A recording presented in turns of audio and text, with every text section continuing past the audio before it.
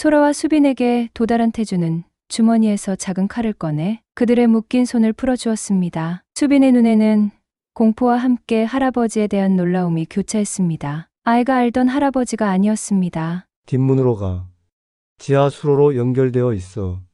태준이 소라에게 속삭였습니다. 소라는 혼란스러운 표정이었지만 고개를 끄덕였습니다. 그녀는 수빈의 손을 잡고 태준이 가리킨 방향으로 움직이기 시작했습니다. 마르코가 분노에 찬 목소리로 외쳤습니다. 막아라! 놓치지 마! 부하들이 소라와 수빈의 방향으로 움직이려 했지만 태준이 그들의 앞을 가로막았습니다. 그의 눈에는 결의가 가득했습니다. 가족을 지키겠다는 단단한 의지. 나와의 싸움이지 그들은 관계없어. 태준의 목소리는 조용하지만 강철같이 단단했습니다. 마르코가 비웃었습니다. 너도 내 동생이 관계없다고 생각했겠지. 하지만 결국 모두가 연결되어 있어. 태준은 과거의 기억에 잠시 흔들렸습니다. 카를로 벨루치의 마지막 표정이 눈앞에 아른거렸습니다. 임무였지만 그 죽음은 태준에게 오랜 상처로 남아 있었습니다. 얽히고 얽힌 그들의 오래된 사연.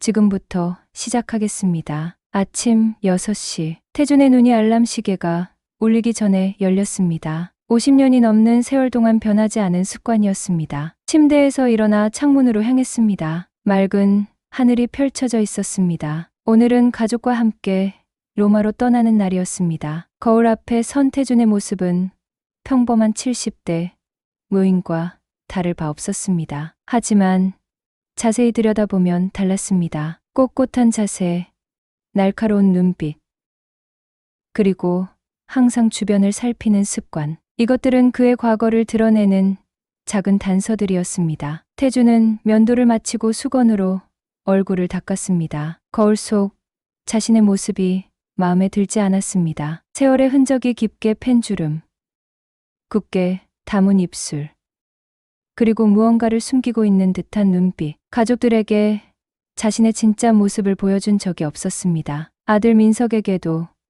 며느리 소라에게도, 그리고 사랑하는 손녀 수빈에게도. 그들에게 태주는 그저 평범한 할아버지였습니다. 은퇴한 공무원. 그게 전부였습니다. 아침 식사 준비를 위해 부엌으로 향했습니다. 민석의 가족이 오기로 한 시간까지는 아직 여유가 있었습니다. 태주는 정확히 동일한 순서로 아침 식사를 준비했습니다. 밥, 국, 김치, 계란말이. 항상 그랬던 것처럼. 문득 냉장고에 붙어있는 가족 사진이 눈에 들어왔습니다. 삼성전자 임원인 민석, 그의 아내 소라, 그리고 7살 손녀 수빈. 사진 속 그들은 환하게 웃고 있었습니다. 태준의 입가에 미소가 번졌습니다. 가족은 그에게 있어 가장 소중한 존재였습니다. 초인종 소리가 들렸습니다. 태준은 먼저 현관문 옆 작은 창을 통해 밖을 확인했습니다. 오랜 습관이었습니다. 민석의 가족이 도착한 것을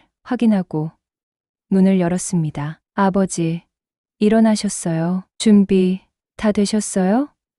민석이 들어서며 인사를 건넸습니다. 태주는 고개를 끄덕였습니다. 말보다는 행동으로 답하는 것이 그의 방식이었습니다. 수빈이 할아버지에게 달려와 안겼습니다. 태준의 얼굴에 순간적으로 따뜻한 빛이 돌았습니다. 손녀를 안아 올리며 가슴 깊은 곳에서 무언가가 따뜻하게 일렁였습니다. 할아버지, 로마에 가요. 비행기 타요. 수빈의 목소리는 기쁨으로 가득했습니다. 태주는 수빈의 머리를 쓰다듬었습니다. 아이의 순수한 기쁨에 가슴이 따뜻해졌습니다. 소라가 주방으로 들어섰습니다. 아버님, 아침 드셨어요? 태주는 가볍게 고개를 끄덕였습니다. 그의 표정은 여전히 담담했지만 눈빛은 따뜻했습니다. 거실 테이블 위에는 모마 여행 준비물들이 가지런히 놓여 있었습니다. 그 중 하나가 눈에 띄었습니다. 오래된 종이 지도였습니다. 색이 바랜 로마 지도. 태준이 소중히 간직해온 물건이었습니다. 민석이 지도를 집어들었습니다. 아버지, 요즘은 다 스마트폰으로 지도 보는데 이런 종이 지도는 왜 고집하세요? 태준의 눈빛이 순간 흔들렸습니다. 무언가를 말하려다 그만두는 듯한 표정이었습니다. 그저 익숙해서라는 짧은 대답만 남겼습니다. 소라가 민석에게 눈짓했습니다. 그녀는 시아버지의 이런 특이한 습관들에 익숙해져 있었습니다. 디지털 기기를 거부하는 것, 항상 출구를 확인하는 것, 그리고 낯선 사람을 경계하는 것까지. 태주는 여행 가방을 들고 현관으로 향했습니다. 가방 안에는 필요한 것들만 정확히 담겨 있었습니다. 불필요한 것은 하나도 없었습니다. 군인처럼 정확하고 효율적이었습니다. 차에 짐을 싣는 동안 민석은 아버지를 바라보았습니다. 항상 궁금했습니다. 아버지의 과거, 특히 젊은 시절 로마에서 했던 일들. 아버지는 그저 공무원으로 근무했다고만 말했습니다. 하지만 민석은 그 이상의 무언가가 있다고 느꼈습니다. 인천공항으로 가는 길. 태주는 조용히 창밖을 바라보았습니다. 눈은 밖을 향해 있었지만 마음은 50년 전으로 돌아가 있었습니다. 로마의 좁은 골목길, 티베레 강의 잔잔한 물결, 그리고 그곳에서 있었던 일들. 공항에 도착한 후 태주는 본능적으로 주변을 살폈습니다. 출구 위치, 사람들의 움직임, 이상한 행동을 하는 사람은 없는지. 아무도 모르게 이루어지는 조용한 경계였습니다. 수빈이 태준의 손을 잡고 할아버지, 저기 비행기 봐요 라고 외쳤습니다. 태준의 굳은 표정이 순간 풀어졌습니다. 손녀의 순수한 기쁨 앞에서는 오랜 경계심도 잠시 내려놓을 수 있었습니다. 출국장으로 향하는 길. 갑자기 큰 소리가 들렸습니다. 누군가 떨어뜨린 가방 소리였습니다. 태준의 몸이 순간 긴장했습니다. 반사적으로 수빈을 자신의 몸 뒤로 감쌌습니다. 몇 초 후 상황이 단순한 사고임을 확인하고 나서야 긴장을 풀었습니다. 민석은 아버지의 이 같은 반응을 놓치지 않았습니다. 일반적인 노인의 반응이 아니었습니다. 마치 위험에 대비하도록 훈련된 사람의 반응 같았습니다. 대기실에서 기다리는 동안 민석은 소라에게 작은 목소리로 물었습니다. 여보, 아버지가 로마에서 뭘 하셨는지 궁금하지 않아? 소라는 고개를 끄덕였습니다. 항상 궁금했어. 아버님이 가끔 무의식적으로 보이는 행동들. 평범한 공무원은 아니었던 것 같아. 민석은 생각에 잠겼습니다. 어릴 적 기억 속에서 아버지는 항상 엄격하고 비밀이 많은 분이었습니다. 출장이 잦았고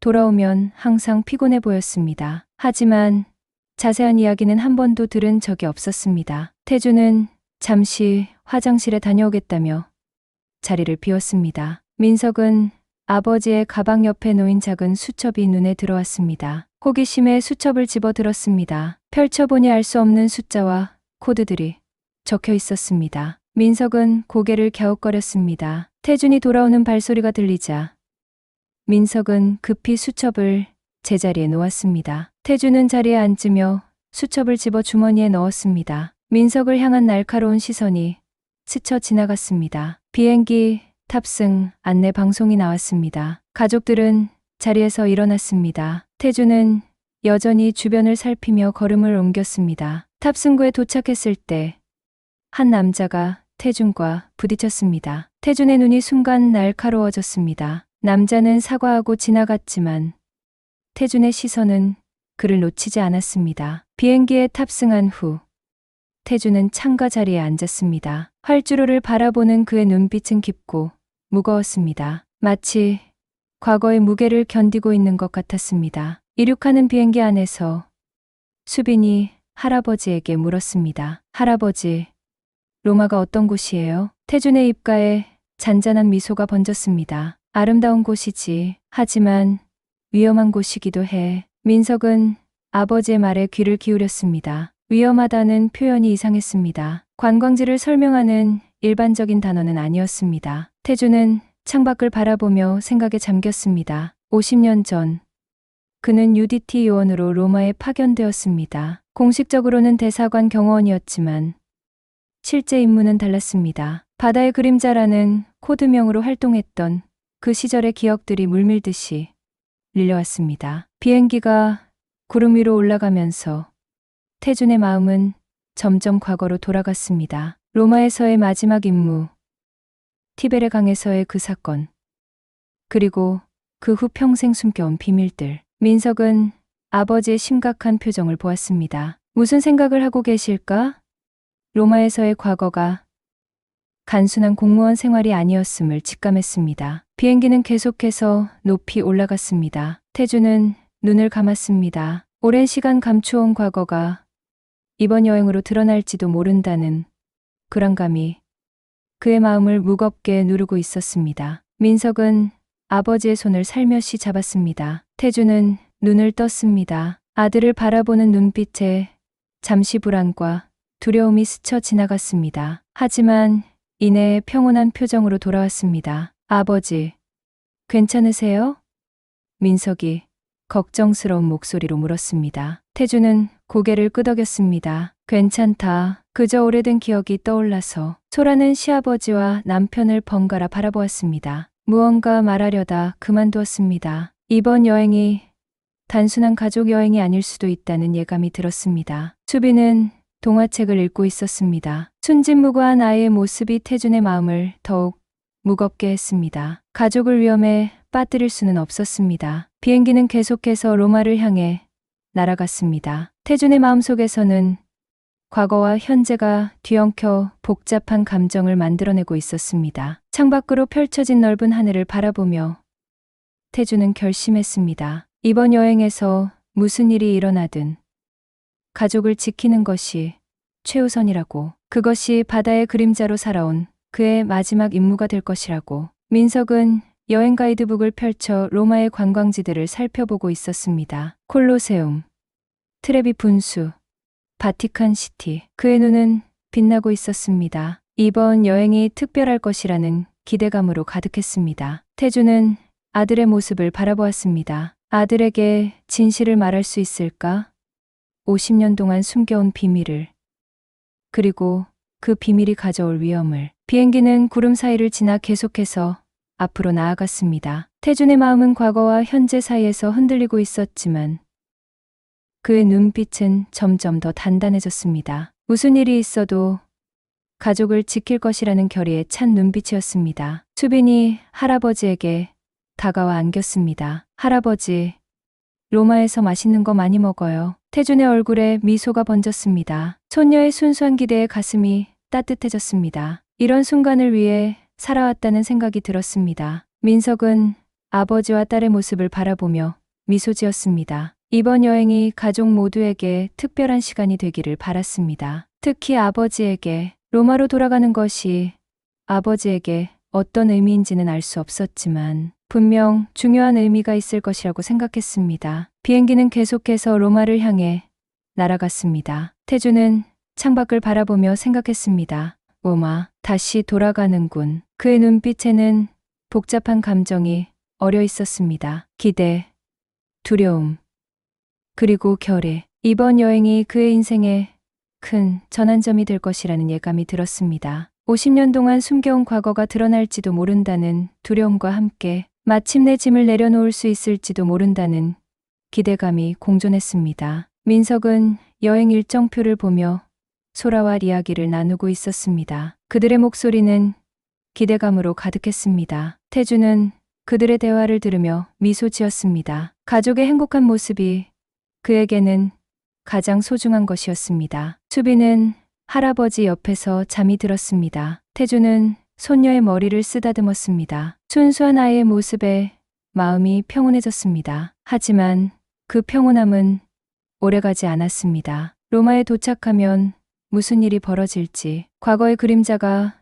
현재로 찾아올지, 태준의 마음은 다시 무거워졌습니다. 비행기는 계속해서 로마를 향해 날아갔습니다. 태준은 창밖의 구름을 바라보며 생각했습니다. 이번에는 달라야 해. 이번에는 가족을 지킬 수 있어야 해. 그의 눈빛은 다시 한번 단단해졌습니다. 바다의 그림자로 살아온 그의 마지막 임무가 시작되려 하고 있었습니다. 로마 피오미치노 공항에 도착했을 때 태준의 심장이 빠르게 뛰기 시작했습니다. 50년 만에 돌아온 이곳. 모든 것이 달라져 있었지만 공기 중의 맴도는 무언가는 여전했습니다. 태준의 목구멍이 갑자기 말라붙는 느낌이 들었습니다. 입국 심사를 통과하는 동안 태준은 본능적으로 주변을 살폈습니다. 출구의 위치, 보안 카메라의 배치, 경비원들의 움직임까지. 오랜 습관이었습니다. 그의 눈빛이 순간 날카로워졌습니다. 먼 곳에서 누군가 그를 지켜보는 듯한 기분이 들었습니다. 하지만 고개를 돌려보니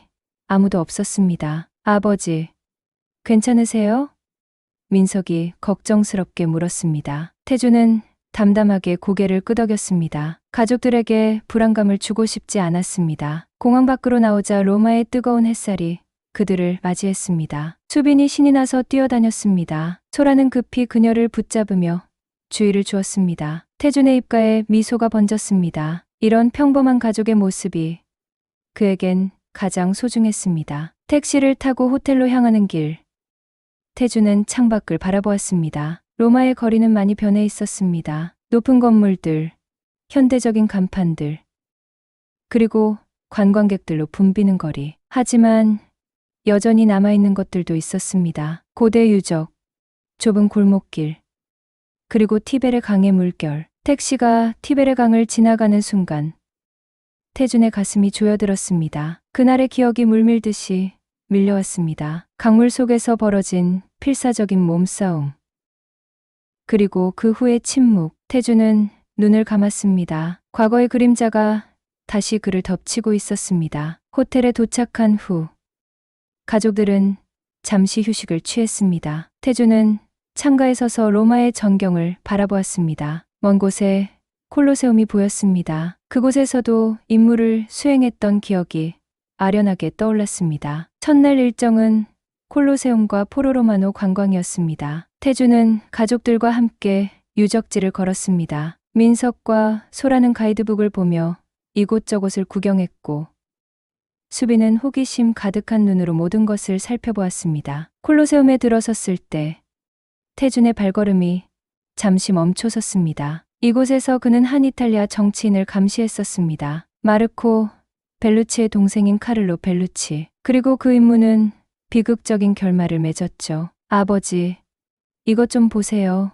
여기서 검투사들이 싸웠대요. 민석의 목소리에 태준은 현실로 돌아왔습니다. 태준은 고개를 끄덕였지만 그의 눈은 여전히 과거에 머물러 있었습니다. 문득 등 뒤에서 시선이 느껴졌습니다. 누군가 그를 지켜보고 있다는 직감이 들었습니다. 천천히 고개를 돌렸지만 관광객들만 보였습니다. 포로 로마노를 둘러보는 동안에도 태준의 경계심은 풀리지 않았습니다. 낯선 사람들의 움직임에 지나치게 민감하게 반응했고 주변을 계속해서 살폈습니다. 민석은 아버지의 이런 행동을 이상하게 여겼지만 말을 꺼내지는 않았습니다. 오후가 되자 가족들은 트라스테베레 지역의 한 레스토랑에 자리를 잡았습니다. 태준은 자연스럽게 등을 벽에 기대고 앉았습니다. 전체 공간이 잘 보이는 위치였습니다. 오랜 습관이었습니다. 갑자기 레스토랑 안쪽에서 누군가가 큰 소리로 외쳤습니다. 오 마이 갓, 정말 당신인가요? 태준의 몸이 굳어졌습니다. 그 목소리는 너무나 익숙했습니다. 천천히 고개를 돌리자 나이든 이탈리아 남자가 그를 향해 다가오고 있었습니다. 안토니오, 50년 전 함께 일했던 동료였습니다. 안토니오는 태준의 앞에 서서 감격에 찬 눈으로 그를 바라보았습니다. 정말 당신이군요. 바다의 그림자, 우리의 영웅. 태준의 얼굴이 창백해졌습니다. 바다의 그림자라는 코드명을 듣는 순간 가슴 깊은 곳에서 무언가가 무너져 내리는 듯한 느낌이 들었습니다. 가족들 앞에서 이런 말이 나올 줄은 예상하지 못했습니다. 민석과 소라는 놀란 표정으로 태준을 바라보았습니다. 수빈은 어리둥절한 눈으로 상황을 지켜보았습니다. 안토니오는 태준의 어깨를 꽉 붙잡고 흔들었습니다. 당신이 살아있다니 믿을 수 없어요. 이탈리아 정부는 당신에게 빚을 졌습니다.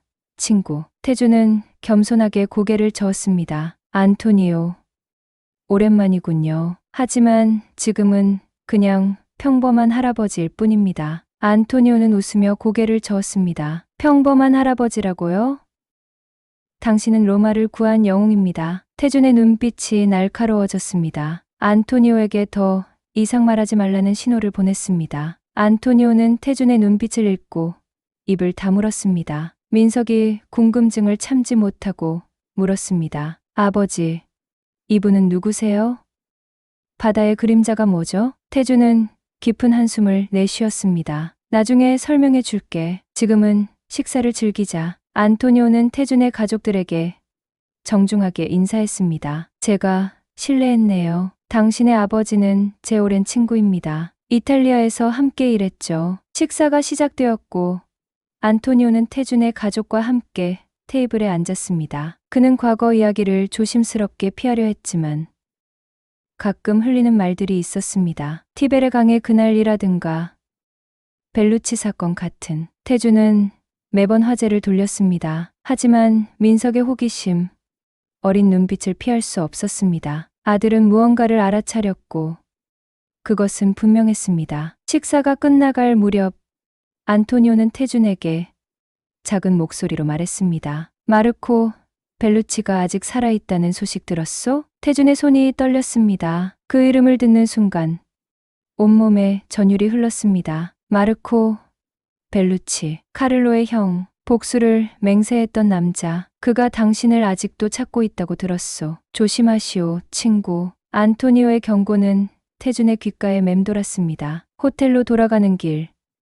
민석은 끝내 참지 못하고 물었습니다. 아버지, 진실을 말씀해 주세요. 로마에서 무슨 일을 하셨던 거죠? 태준은 잠시 침묵했습니다. 그리고 짧게 대답했습니다. UDT 특수작전이었다. 그 이상은 말할 수 없어. 민석은 더 묻고 싶었지만 아버지의 단호한 표정에 더 이상 질문을 하지 않았습니다. 다음 날 가족들은 바티칸 박물관을 방문했습니다. 화려한 예술품들 사이를 걸으며 태준은 계속해서 주변을 경계했습니다. 안토니오의 경고가 그의 마음을 무겁게 누르고 있었습니다. 박물관 밖에서 한 남자가 그들에게 다가왔습니다. 특별한 로마 유물을 보여드릴까요?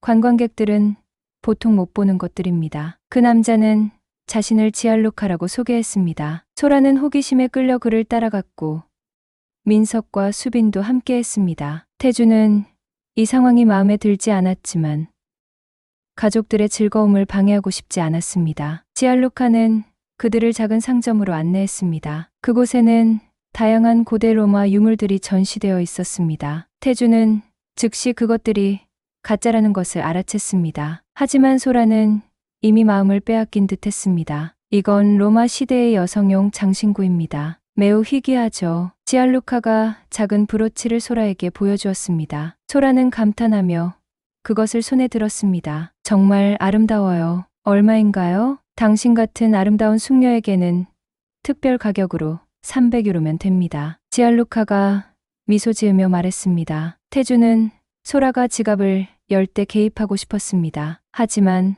그러지 않았습니다. 소라의 선택을 존중해야 한다고 생각했습니다. 대신 그의 날카로운 시선이 지알루카를 향했습니다. 그 남자는 태준의 눈빛에 잠시 주춤했지만 곧 돈을 받고 브로치를 포장했습니다. 상점을 나온 후 태준은 조용히 걸었습니다. 머릿속에서는 여러 생각이 교차했습니다. 과거의 임무, 마르코 벨루치의 위협, 그리고 지금 가족들이 사기를 당한 상황까지. 다음 날 아침 호텔 로비에서 우연히 만난 관광 가이드가 소라의 브로치를 보고 말했습니다. 아, 그건 관광객들에게 파는 가짜 유물이에요. 진짜처럼 보이게 만든 중국산 제품이죠. 소라의 얼굴이 창백해졌습니다. 민석은 분노했습니다. 그 사기꾼을 찾아가서 돈을 돌려받아야 해요. 태준은 침착하게 말했습니다. 진정해라. 이런 일은 로마에서 흔히 일어나는 일이야. 하지만 민석은 화가 났습니다. 아버지, 어떻게 그렇게 무심할 수 있어요? 소라가 사기를 당했잖아요. 태준의 눈빛이 변했습니다. 날카로우면서도 깊은 눈빛이었습니다. 나에게는 더 중요한 문제가 있다. 그 말에 민석은 아버지를 의아하게 바라보았습니다. 태준은 창밖을 바라보았습니다. 그의 시선은 멀리 티베르 강을 향해 있었습니다. 소라는 남편의 손을 잡고 달래며 말했습니다. 괜찮아요. 그냥 교훈 삼아요. 수빈이 갑자기 말했습니다. 저기 아까 그 나쁜 아저씨가 있어요. 모두가 수빈이 가리키는 방향을 바라보았습니다. 호텔 앞거리에서 지알루카가 또 다른 관광객들에게 접근하고 있었습니다. 민석의 얼굴이 붉어졌습니다. 그는 일어서려 했지만 태준이 그의 팔을 잡았습니다. 그냥 둬라. 하지만 아버지, 그는 다른 사람들도 속이고 있어요. 태준은 조용히 말했습니다. 모든 싸움이 싸울 가치가 있는 것은 아니다. 그 말에 민석은 아버지를 이해할 수 없다는 듯 바라보았습니다. 태준은 그저 생각에 잠겨 있었습니다. 그의 눈빛이 점점 변하고 있었습니다. 마치 과거의 자신, 바다의 그림자로 돌아가는 듯한 눈빛이었습니다. 소라는 불안한 눈빛으로 시아버지를 바라보았습니다. 그녀는 태준에게서 전에 없던 분위기를 느꼈습니다. 무언가가 변하고 있었습니다. 태준은 창가에 서서 로마의 거리를 내려다보았습니다. 그의 머릿속에는 안토니오의 경고가 맴돌고 있었습니다. 마르코 벨루치. 그 이름은 태준에게 오랜 악몽과도 같았습니다. 갑자기 태준의 시선이 한 지점에 고정되었습니다. 호텔 맞은편 건물 그림자 속에 서 있는 한 남자. 태준의 심장이 빠르게 뛰기 시작했습니다. 그 남자의 모습이 어딘가 익숙했습니다. 마치 오래전 기억 속의 누군가와 닮아 있었습니다. 태준의 손이 무의식적으로 주머니 속 작은 금속 물체를 만졌습니다. 50년 동안 간직해온 UDT 견장이었습니다. 그것은 그에게 과거의 상징이자 자신의 정체성을 일깨우는 물건이었습니다. 민석이 아버지 옆에 다가와 서서 물었습니다. 아버지, 무슨 생각을 그렇게 하세요? 태준은 천천히 고개를 돌려 아들을 바라보았습니다. 그의 눈에는 결의가 서려 있었습니다. 내가 너희에게 말해줘야 할 것이 있다. 오늘 저녁 모든 것을 말해주마. 민석은 아버지의 달라진 어조에 놀랐습니다. 태준은 다시 창밖을 바라보았습니다. 그 남자는 이미 사라진 후였습니다. 호텔 방으로 돌아간 태준은 침대 밑에서 작은 가방을 꺼냈습니다. 그 안에는 오래된 서류 봉투가 있었습니다. UDT 특수작전 바다의 그림자라고 쓰여 있었습니다. 태준은 깊은 숨을 내쉬었습니다. 이제 모든 진실을 가족들에게 밝힐 시간이었습니다. 가족들에게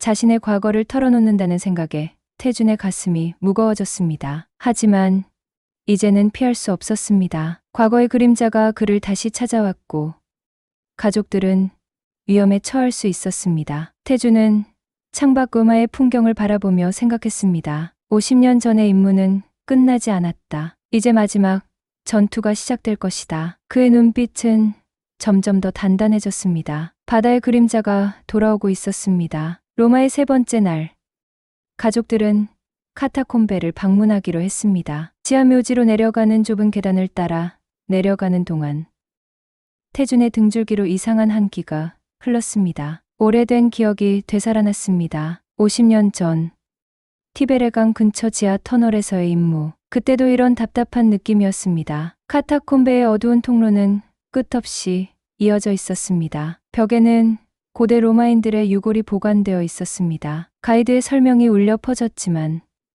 태준의 귀에는 들어오지 않았습니다. 그의 모든 감각은 주변 환경을 살피는 데 집중되어 있었습니다. 무언가가 잘못되고 있다는 느낌이 들었습니다. 수빈이 갑자기 할아버지의 손을 꽉 잡았습니다. 그녀의 작은 얼굴에는 공포가 서려 있었습니다. 할아버지, 무서워요. 태준은 손녀의 손을 부드럽게 잡아주었습니다. 그의 굳은 표정이 순간적으로 녹아내렸습니다. 괜찮아, 수빈아. 할아버지가 있잖니. 할아버지가 지켜줄게. 수빈의 눈에서 안도의 빛이 번졌습니다. 태준은 자신이 아끼는 빨간 손수건을 꺼내 손녀에게 주었습니다. 이걸 가지고 있으면 무서운 것들이 도망가. 수빈은 손수건을 꼭 쥐고 미소 지었습니다. 태준의 가슴이 따뜻해졌습니다. 이런 순간들이 그에게는 가장 소중했습니다. 임무와 위험으로 가득했던 과거의 삶에서는 결코 느낄 수 없었던 따뜻함이었습니다. 투어가 절반쯤 진행되었을 때 소라가 태준에게 다가왔습니다. 아버님, 수빈이 화장실에 가고 싶어 해요. 제가 데리고 갔다 올게요. 태준은 잠시 망설였습니다. 본능적으로 가족들과 떨어지는 것이 꺼려졌습니다. 하지만 너무 과민 반응하는 것 같아 고개를 끄덕였습니다. 소라와 수빈이 사라진 후 태준은 민석과 함께 나머지 투어를 계속했습니다. 하지만 그의 마음은 불안했습니다. 시간이 너무 오래 걸리고 있었습니다. 화장실에 다녀오는데 이렇게 시간이 걸릴 이유가 없었습니다. 15분이 지나도 소라와 수빈이 돌아오지 않자 태주는 민석에게 말했습니다. 가봐야 할 것 같아. 민석도 불안해하며 고개를 끄덕였습니다. 그들은 가이드에게 양해를 구하고 화장실 방향으로 향했습니다. 하지만 화장실에는 소라와 수빈의 모습이 보이지 않았습니다. 태준의 심장이 빠르게 뛰기 시작했습니다. 무언가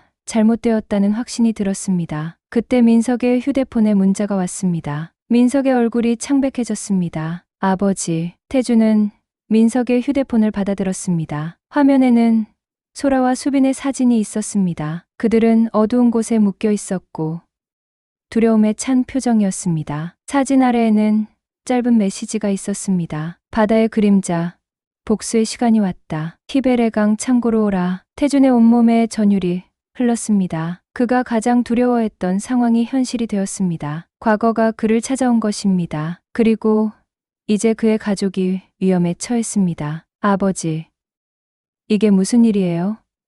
바다의 그림자가 뭐죠? 소라와 수빈은 어떻게 된 거예요? 민석의 목소리가 떨렸습니다. 태준의 눈빛이 변했습니다. 50년간 감춰온 바다의 그림자의 눈빛이 되살아났습니다. 차갑고 날카로운 눈빛, 결단력이 넘치는 눈빛. 호텔로 돌아가자. 모든 걸 설명해 줄게. 호텔 방으로 돌아온 태준은 침대 밑에서 금속 상자를 꺼냈습니다. 민석은 충격에 빠진 표정으로 그것을 바라보았습니다. 태준은 상자를 열었습니다. 그 안에는 오래된 UDT 배지, 권총, 그리고 낡은 사진 한 장이 있었습니다. 나는 공무원이 아니었다. 태준이 침착하게 말했습니다. 나는 해군 UDT 특수부대원이었다. 바다의 그림자라는 코드명으로 활동했지. 민석은 믿을 수 없다는 듯 아버지를 바라보았습니다. 태준은 사진을 꺼내 민석에게 보여주었습니다. 젊은 시절의 태준이 UDT 복장을 하고 있었습니다. 1973년 나는 특별 임무로 로마에 파견되었다. 태준이 계속 이야기했습니다. 당시 이탈리아는 정치적으로 불안정했고 테러 조직들이 활동하고 있었다. 내 임무는 한국 대사관을 지키는 것이었지만 실제로는 더 복잡한 일이 있었다. 민석은 아버지의 말을 숨죽여 들었습니다. 태준의 눈에는 오랜 기억의 무게가 담겨 있었습니다. 카를로 벨루치라는 남자가 있었다. 그는 테러 조직의 지도자였고 한국 대사관을 목표로 삼고 있었다. 나는 그를 저지하기 위해 임무를 수행했다. 태준의 목소리가 잠시 떨렸습니다. 티베르 강에서 그와 대면했고 그를 사살했다. 민석의 얼굴이 충격으로 굳어졌습니다. 그의 아버지가 항상 조용하고 평범하게만 보였던 그의 아버지가 실은 비밀 요원이었고 누군가를 죽인 적이 있다니. 카를로의 형인 마르코 벨루치는 동생의 죽음 이후 복수를 맹세했다. 하지만 내 정체는 철저히 비밀이었다. 바다의 그림자는 그림자로만 존재했다. 태준의 목소리가 낮아졌습니다. 50년이 지났는데 어떻게 나를 찾아냈는지 모르겠다. 민석의 눈에 눈물이 고였습니다. 아버지, 왜 이런 이야기를 한 번도 해주지 않으셨어요? 태준은 깊은 한숨을 내쉬었습니다. 너희를 지키기 위해서였다. 과거의 그림자가 너희에게 닿지 않기를 바랐다. 갑자기 태준의 눈이 커졌습니다. 그는 민석의 휴대폰을 가리켰습니다. 너희 SNS 계정, 로마에 왔다는 걸 올렸니? 민석은 고개를 끄덕였습니다. 물론이죠. 인스타그램에 사진도 올렸고. 태준의 얼굴이 창백해졌습니다. 그들이 너희를 통해 나를 찾은 거야. SNS에 우리 가족 사진, 로마 여행 계획, 모든 게 그들에게 노출된 거야. 민석은 그제야 상황의 심각성을 깨달았습니다. 그의 손이 떨렸습니다. 어떻게 해야 하죠? 아버지, 경찰에 신고해야. 태준이 고개를 저었습니다. 경찰은 안 돼. 이건 50년 전의 비밀 임무와 연결된 문제야. 공식적으로는 존재하지 않는 일이야. 그럼 어떻게 소라와 수빈을? 민석의 목소리가 떨렸습니다. 태준은 금속 상자에서 권총을 꺼냈습니다. 오래되었지만 잘 관리된 무기였습니다. 내가 가야 한다. 제가 같이 가겠습니다. 민석이 단호하게 말했습니다. 태준은 잠시 망설였습니다. 아들을 위험에 빠뜨리고 싶지 않았습니다. 하지만 민석의 눈빛에서 결의를 읽을 수 있었습니다. 그는 아들이 자라 강한 남자가 된 것을 느꼈습니다. 알았다. 하지만 내 지시에 절대적으로 따라야 해. 태준의 목소리는 더 이상 노인의 목소리가 아니었습니다. 그것은 바다의 그림자의 목소리였습니다. 명확하고 단호했습니다. 그들은 호텔을 나와 택시를 타고 티베레 강 근처로 향했습니다. 태준은 창밖을 바라보며 생각에 잠겼습니다. 50년 전 그는 이 강에서 카를로 벨루치의 목숨을 앗아갔습니다. 그리고 이제 그 형제의 복수가 그와 그의 가족을 찾아온 것입니다. 택시가 강 근처에 도착했을 때 태준은 민석에게 말했습니다. 저기 창고가 보이지? 그곳이다. 오래된 창고는 티베르 강 바로 옆에 위치해 있었습니다. 주변은 한적했고 어두워지기 시작한 하늘은 불길한 기운을 내뿜고 있었습니다. 태준은 민석을 바라보았습니다. 난 혼자 들어갈 거다. 민석은 강하게 반대했습니다. 안 됩니다. 제 가족도 거기 있어요. 태준의 눈에 결의가 차올랐습니다. 내가 이 일을 시작했으니 내가 끝내야 한다. 내가 들어오면 그들이 더 위험해질 수 있어. 민석은 아버지의 눈빛에서 무언가를 느꼈습니다. 그것은 결코 거스를 수 없는 의지였습니다. 마지못해 고개를 끄덕였습니다. 10분 안에 나오지 않으시면 제가 들어가겠습니다. 태준은 아들의 어깨를 꽉 잡았습니다. 그의 눈에는 말로 표현할 수 없는 감정이 담겨 있었습니다. 사랑, 미안함, 결애, 너를 자랑스럽게 생각한다. 아들아. 그 말을 남기고 태준은 창고를 향해 걸어갔습니다. 그의 걸음걸이는 더 이상 70대 무인의 것이 아니었습니다. 그것은 바다의 그림자, UDT 요원 강태준의 걸음걸이였습니다. 단단하고 결의의 찬발걸음. 창고 문을 열고 들어서자 어둠이 그를 맞이했습니다. 태준은 본능적으로 주변 환경을 파악했습니다. 출구의 위치, 숨을 수 있는 공간들, 그리고 가능한 위협들. 창고 중앙에는 의자가 2개 놓여 있었고 그 위에 소라와 수빈이 묶여 있었습니다. 그들의 입은 테이프로 막혀 있었지만 눈은 공포로 가득 차 있었습니다. 소라가 태준을 보자 눈물을 흘렸습니다. 드디어 왔군.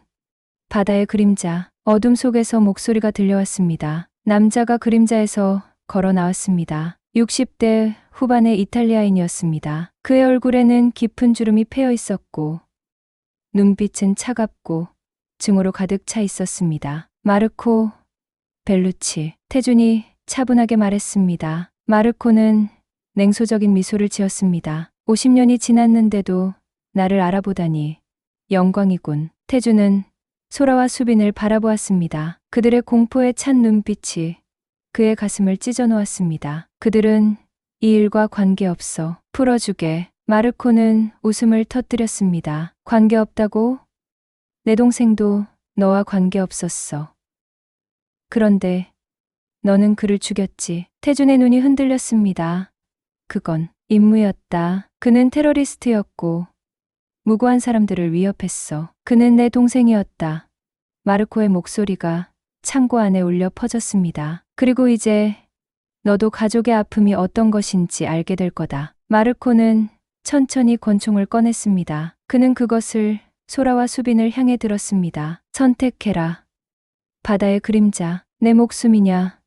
그들의 목숨이냐? 태준의 심장이 빠르게 뛰었습니다. 머릿속에서는 다양한 시나리오가 빠르게 펼쳐졌습니다. 그는 상황을 분석했고 가능한 모든 행동을 계산했습니다. UDT 요원으로서의 훈련이 자동으로 작동했습니다. 마르코는 계속해서 말했습니다. 50년 전 너는 내 인생을 파괴했어. 이제 내가 너의 인생을 파괴할 차례야. 태준은 천천히 손을 들어 올렸습니다. 그의 눈은 소라와 수빈을 향했습니다. 두려움에 떨고 있는 그들의 모습에 가슴이 아팠습니다. 그들을 위험에 빠뜨린 것은 자신이었습니다. 태준은 마르코를 정면으로 바라보았습니다. 그의 눈빛이 변했습니다. 50년 전 바다의 그림자의 눈빛으로. 마르코, 난 50년 동안 그날의 일을 후회하며 살았다. 하지만 동시에 내가 한 일은 나라를 지키기 위한 것이었어. 마르코의 얼굴이 일그러졌습니다. 내 나라?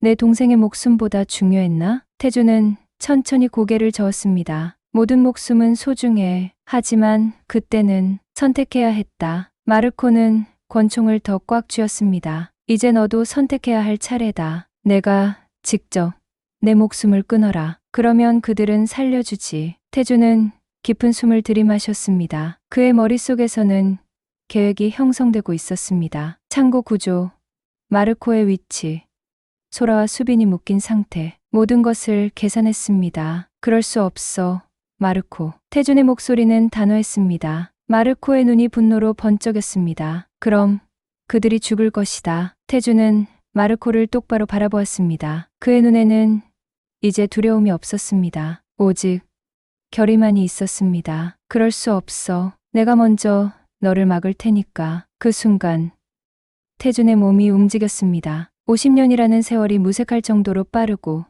정확했습니다. 바다의 그림자가 돌아온 것입니다. 마르코의 눈이 놀라움으로 커졌습니다. 태준의 움직임은 70대 노인의 것이 아니었습니다. 그것은 완벽하게 훈련된 UDT 요원의 움직임이었습니다. 마르코가 방아쇠를 당기기도 전에 태준은 이미 그의 옆에 도달해 있었습니다. 태준의 손이 번개처럼 움직였습니다. 마르코의 손목을 정확히 가격했고 권총이 바닥으로 떨어졌습니다. 마르코의 얼굴이 고통으로 일그러졌습니다. 그는 태준의 이런 모습을 예상하지 못했습니다. 50년이 지났어도 내 몸은 기억하고 있어. 태준의 목소리는 낮고 단단했습니다. 마르코가 신호를 보내자 창고 구석에서 2명의 부하가 나타났습니다. 그들의 손에도 무기가 들려 있었습니다. 태준은 상황을 빠르게 파악했습니다. 정면 대결은 불가능했습니다. 다른 방법이 필요했습니다. 태준은 소라와 수빈을 향해 달려갔습니다. 부하들이 발포했지만 태준의 몸은 마치 물속을 헤엄치듯 유연하게 움직였습니다. 총알은 모두 빗나갔습니다. 소라와 수빈에게 도달한 태준은 주머니에서 작은 칼을 꺼내 그들의 묶인 손을 풀어주었습니다. 수빈의 눈에는 공포와 함께 할아버지에 대한 놀라움이 교차했습니다. 그녀가 알던 할아버지가 아니었습니다. 뒷문으로 가. 지하수로로 연결되어 있어. 태준이 소라에게 속삭였습니다. 소라는 혼란스러운 표정이었지만 고개를 끄덕였습니다. 그녀는 수빈의 손을 잡고 태준이 가리킨 방향으로 움직이기 시작했습니다. 마르코가 분노에 찬 목소리로 외쳤습니다. 막아라. 놓치지 마. 부하들이 소라와 수빈의 방향으로 움직이려 했지만 태준이 그들의 앞을 가로막았습니다. 그의 눈에는 결의가 가득했습니다. 가족을 지키겠다는 단단한 의지. 나와의 싸움이지. 그들은 관계없어. 태준의 목소리는 조용하지만 강철같이 단단했습니다. 마르코가 비웃었습니다. 너도 내 동생이 관계없다고 생각했겠지. 하지만 결국 모두가 연결되어 있어. 태준은 과거의 기억에 잠시 흔들렸습니다. 카를로 벨루치의 마지막 표정이 눈앞에 아른거렸습니다. 임무였지만 그 죽음은 태준에게 오랜 상처로 남아 있었습니다. 그 순간의 망설임을 놓치지 않고 마르코의 부하 중 한 명이 태준을 향해 달려들었습니다. 태준은 본능적으로 몸을 틀었고 부하의 공격을 피한 후 정확한 반격을 가했습니다. 부하는 바닥에 쓰러졌습니다. 소라와 수빈은 이미 뒷문을 통해 빠져나가고 있었습니다. 태준은 2번째 부하와 맞서며 그들에게 시간을 벌어주고 있었습니다. 50년이라는 세월이 무색할 정도로 그의 몸은 기억하고 있었습니다. UDT 훈련의 모든 동작들, 전투 기술들. 마르코가 바닥에 떨어진 권총을 다시 집어들었습니다. 그는 태준을 향해 조준했습니다. 태준의 눈이 그것을 포착했고 그는 재빨리 가까운 기둥 뒤로 몸을 숨겼습니다. 총알이 기둥에 박히며 콘크리트 파편이 튀었습니다. 태준은 주변을 살펴보았습니다. 창고 바닥에는 물웅덩이들이 있었고 바닥 일부가 무너져 내린 곳은 티베르 강의 물과 직접 연결되어 있었습니다. 그의 머릿속에 계획이 떠올랐습니다. 해군 UDT의 첫 번째 교훈은 주변 환경을 무기로 활용하는 거야. 태준이 중얼거렸습니다. 그는 기둥 뒤에서 뛰쳐나와 무너진 바닥 쪽으로 달렸습니다. 마르코와 남은 부하가 발포했지만 태준은 지그재그로 움직이며 모든 총알을 피했습니다. 그리고 주저없이 무너진 바닥을 통해 피베르강의 물속으로 뛰어들었습니다. 마르코는 분노에 찬 목소리로 소리쳤습니다. 따라가. 남은 부하는 망설였지만 마르코의 위협적인 눈빛에 결국 물속으로 뛰어들었습니다. 마르코도 뒤를 이어 강물에 뛰어들었습니다. 물속은 태준의 영역이었습니다. 바다의 그림자라는 코드명은 그의 수중 전투 능력 때문에 붙여진 것이었습니다. 어둠 속에서도 그의 움직임은 정확했습니다. 마르코의 부하가 그를 찾아 헤엄치는 순간 태준은 물속에서 그의 뒤로 접근했습니다. 순간적인 움직임으로 태준은 부하의 목을 조르는 기술을 사용했습니다. 부하는 물속에서 버둥거렸지만 곧 의식을 잃었습니다. 태준은 그를 물 위로 밀어 올렸습니다. 죽이려는 것이 아니었습니다. 더 이상의 살인은 원치 않았습니다. 마르코는 물속에서 혼란스럽게 주위를 둘러보고 있었습니다. 갑자기 그의 발목이 잡혔고 강한 힘에 의해 아래로 끌려갔습니다. 물속에서 태준과 마르코의 눈이 마주쳤습니다. 50년의 세월을 뛰어넘는 순간이었습니다. 물속에서의 싸움은 격렬했습니다. 두 남자 모두 나이가 들었지만 그들의 감정은 여전히 강렬했습니다. 마르코의 증오와 태준의 결의가 물속에서 충돌했습니다. 태준은 마르코의 팔을 꺾어 그가 들고 있던 권총을 떨어뜨리게 만들었습니다. 권총은 천천히 강바닥으로 가라앉았습니다. 마르코는 태준의 얼굴을 때렸지만 태준은 물의 저항을 이용해 충격을 최소화했습니다. 두 사람의 싸움은 계속되었고 산소가 점점 부족해졌습니다. 마르코의 움직임이 느려지기 시작했습니다. 태준은 마르코를 강바닥으로 밀어붙였습니다. 그의 손으로 마르코의 목을 조를 수 있었습니다. 복수를 완성할 수 있었습니다. 하지만 태준의 마음속에 수빈의 웃는 얼굴이 떠올랐습니다. 소녀에게 어떤 할아버지로 기억되고 싶은지 그 생각이 그의 마음을 흔들었습니다. 태준은 마르코를 놓아주었습니다. 대신 그를 물 위로 끌어올렸습니다. 두 사람은 숨을 헐떡이며 물 위로 떠올랐습니다. 왜 나를 죽이지 않지? 마르코가 물을 뱉으며 물었습니다. 태준의 눈에는 이제 평온함이 깃들어 있었습니다. 더 이상의 죽음은 없어야 해. 50년이면 충분해. 강둑에서는 소라와 수빈이 민석과 함께 서 있었습니다. 민석은 창고 뒷문을 통해 그들을 찾아냈고 경찰에 연락한 상태였습니다. 멀리서 경찰 사이렌 소리가 들려왔습니다. 태준은 수빈을 아는 소라를 향해 헤엄쳤습니다. 소라의 얼굴에는 안도와 혼란이 교차하고 있었습니다. 수빈은 할아버지를 보자 눈물을 흘리며 손을 뻗었습니다. 태준이 강둑에 도착했을 때 민석이 그를 도와 물 밖으로 나오게 했습니다. 그의 눈에는 아버지를 향한 새로운 존경심이 깃들어 있었습니다. 아버지, 민석의 목소리가 떨렸습니다. 태준은 아들의 어깨를 꽉 잡았습니다. 그의 눈에는 깊은 감사의 마음이 담겨 있었습니다. 말로 표현할 수 없는 감정이었습니다. 경찰이 도착했고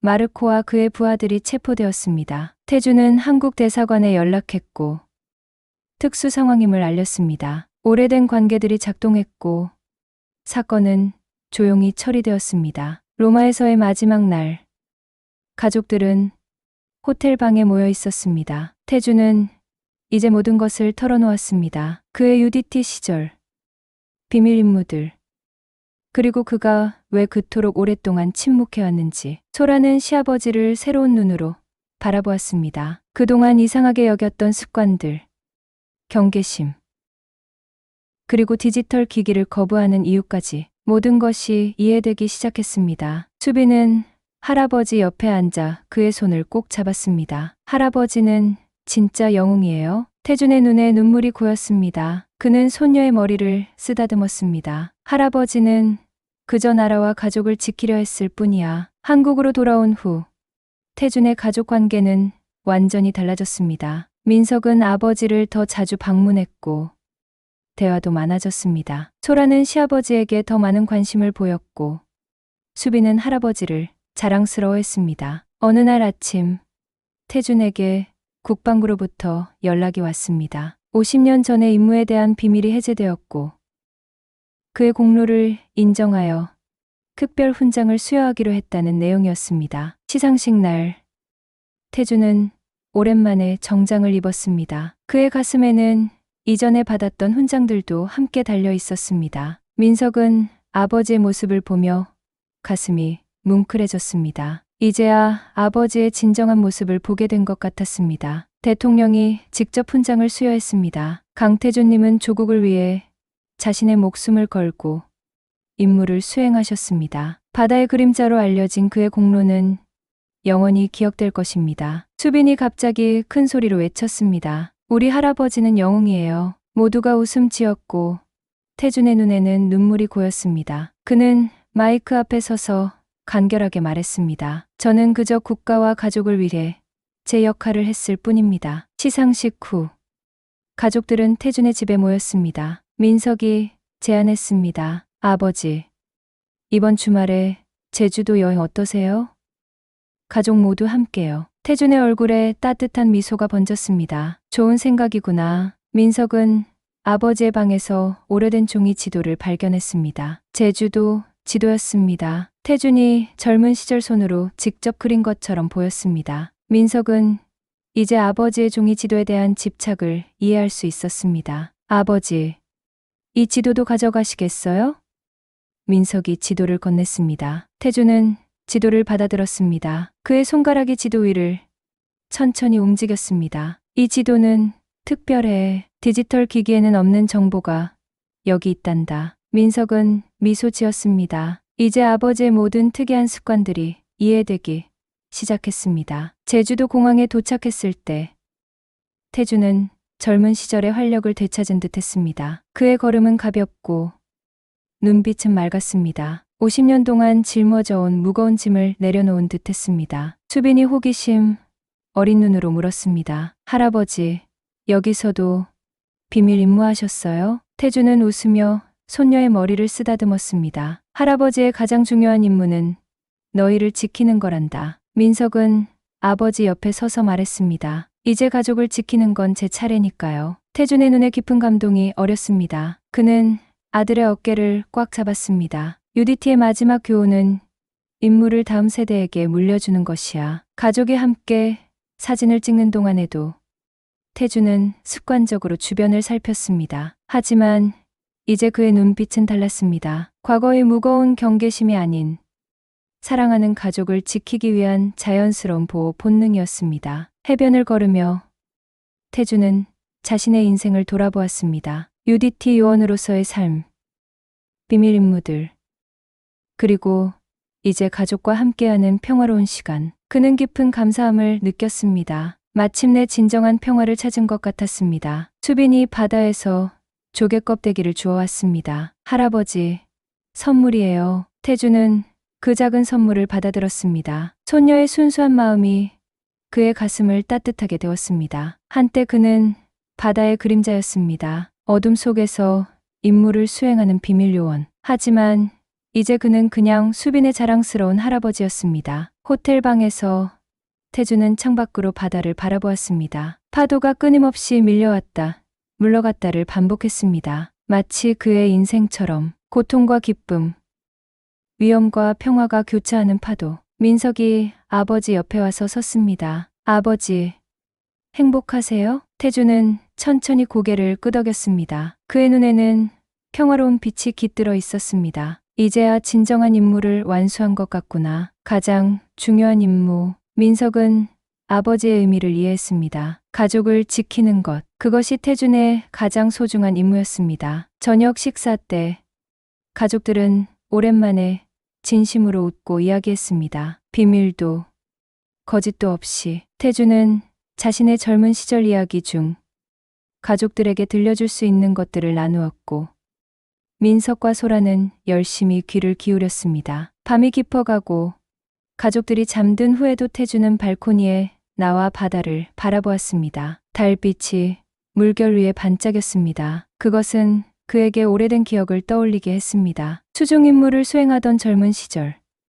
달빛, 날에 헤엄치던 순간들. 하지만 이제 그 기억은 더 이상 그를 괴롭히지 않았습니다. 그는 마침내 과거와 화해했습니다. 가족에게 진실을 털어놓고 마르코와의 오래된 갈등을 해결함으로써 50년간의 짐을 내려놓을 수 있었습니다. 태준은 깊은 숨을 들이마셨습니다. 바다의 짠내음이 그의 폐를 채웠습니다. 그것은 익숙한 냄새였습니다. 그의 일부였습니다. 밤하늘의 별들이 반짝였습니다. 태준은 문득 자신의 인생이 이 별들처럼 때로는 어둠 속에서 빛났다고 생각했습니다. 바다의 그림자로서 그는 어둠 속에서 일했지만 그 목적은 언제나 빛을 지키는 것이었습니다. 아침이 밝았을 때 태주는 가장 먼저 일어났습니다. 그는 여전히 군인의 습관대로 이른 아침에 깨어났습니다. 하지만 이제 그의 마음은 가볍고 평화로웠습니다. 아침 식사를 준비하며 태주는 자신의 새로운 삶을 생각했습니다. 더 이상 숨길 비밀도 두려워할 과거도 없었습니다. 그저 가족과 함께하는 평범하지만 소중한 순간들만이 그를 기다리고 있었습니다. 수빈이 졸린 눈으로 부엌에 들어왔습니다. 그녀는 할아버지에게 달려가 안겼습니다. 할아버지, 오늘은 뭐 해요? 태주는 손녀를 안아 올리며 미소 지었습니다. 오늘은 내가 원하는 건 무엇이든 하자. 수빈의 눈이 반짝였습니다. 진짜요? 그럼 바다에서 수영해요. 태주는 고개를 끄덕였습니다. 바다, 그의 오랜 동반자, 이제는 두려움이 아닌 기쁨으로 다가가는 곳. 해변에서 수빈은 신나게 물장구를 쳤고 민석과 소라는 모래사장에 앉아 대화를 나누었습니다. 태주는 바다를 바라보며 생각에 잠겼습니다. 그의 인생은 이제 새로운 장을 열고 있었습니다. 민석이 아버지 옆에 와서 앉았습니다. 아버지, 이제 어떤 계획이 있으세요? 태주는 잠시 생각에 잠겼습니다. 그리고 아들을 바라보며 미소 지었습니다. 나는 이제 가장 중요한 임무에 집중할 거야. 가족의 수호자가 되는 것. 민석의 눈에 감동의 빛이 어렸습니다. 그는 아버지의 손을 꽉 잡았습니다. 말이 필요 없는 순간이었습니다. 태주는 바다를 바라보았습니다. 파도가 끊임없이 해변을 치고 물러갔습니다. 마치 인생의 흐름처럼 그는 깊은 평화를 느꼈습니다. 가족의 수호자로서의 임무는 결코 끝나지 않는다. 태준이 조용히 중얼거렸습니다. 그 말에 민석은 고개를 끄덕였습니다. 그는 이제 아버지의 말의 의미를 진정으로 이해했습니다. 그리고 그 임무를 이어받을 준비가 되어 있었습니다. 바다의 그림자는 이제 과거가 되었습니다. 하지만 강태준, 자랑스러운 아버지이자 할아버지로서의 그의 새로운 정체성은 이제 막 시작되고 있었습니다. 가족을 구하고 오래된 수건도 해결하게 된 감동 깊은 사연이었습니다. 건강하시고 또 다른 사연으로 찾아뵙겠습니다.